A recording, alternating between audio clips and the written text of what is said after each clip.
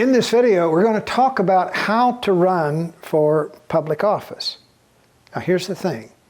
If you're serious about doing that and serious about winning an election, there are certain things that are vital to your success. I want you to stay with me and watch this video in its entirety because everything I have to share with you is really important to you.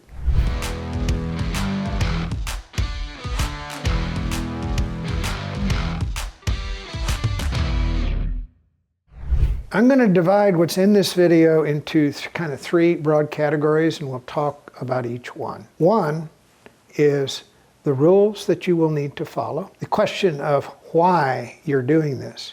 And the third thing is the knowledge you need between your ears to do this well. Stick with me. Like I say, this stuff is vital to your success. Okay, let's talk about the rules. Every state, every jurisdiction has different rules about what is required to get on the ballot. You need to know what those are, and you need to comply with those rules.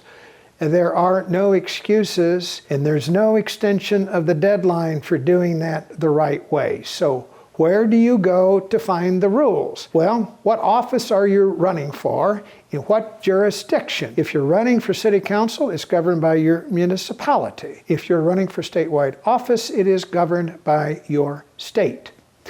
That's simple. If you're running for a countywide office, it's governed by your county. Make sure the county clerk knows, the Board of Elections know, this is public information. They are not allowed to hide this information from you, but I mention this because some candidates gear up campaigns and run a campaign only to find out that they can't get on the ballot because the deadline has passed. And that, I guarantee you, is a real bad day. There is a second item that is almost as important, but really high on the list. And that is knowing your why. Voters really don't care about you. And they may like you, they may think you got a great resume, but truthfully, this is what you are to a voter. You are a way for them to get what they want. If they want a problem solved, if there's something that they think is an injustice in your community, if they think someone is being discriminated against, if they think they're not getting enough services in your community, if they're unhappy about who's picking up their garbage or it not being picked up at all, those are problems to them. And they expect you to use the power that you are seeking to help fix those problems and improve their quality of life. So it never does. If somebody asks you why you're running, man, you need a pretty good answer to that, and it needs to be relevant to the person you are talking to, because if your agenda is irrelevant to them, you are irrelevant to them. So knowing your why, and I'm going to go even a little bit deeper here about your why.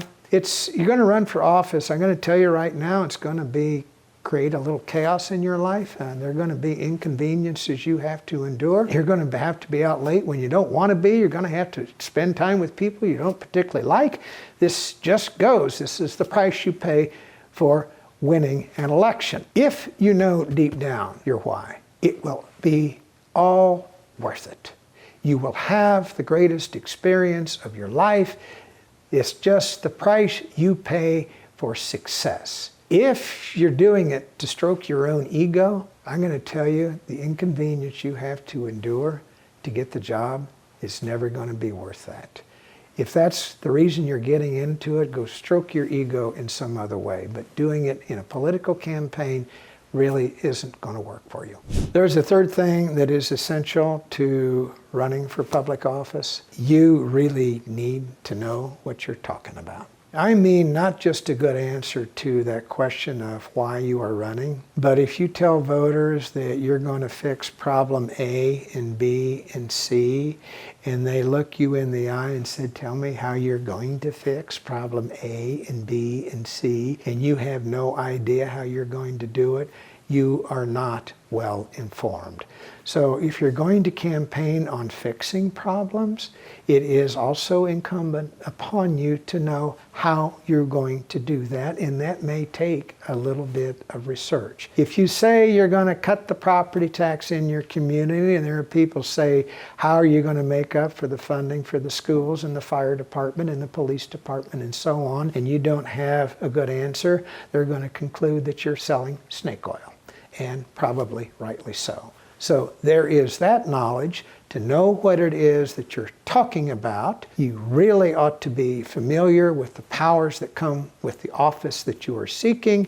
There's a third source of knowledge that will serve you very, very well. You don't have to be a genius to be well informed about what is going on in the world. But if you are better informed than most people, voters are going to think you're really smart and at the top of your game. So always when you get up in the morning, glance at the newspapers or something that kind of gives you an overview of what happened in the world, in your country, and in your local community the day before, because information in politics is power. This is kind of the basic overview of how you do this. Obviously, there is a lot more to how you do this. And I gave you an overview, but I'm going to offer to send you to another video that's going to give you a far deeper dive into it, a lot more information, a lot more about the hows and the whys and the therefores. So on the link underneath the description, I am going to encourage you to click on it and get a pencil out and make notes as you watch it. The title of that video is How to Run for Office, 7 Essential Steps. Go there now and watch it.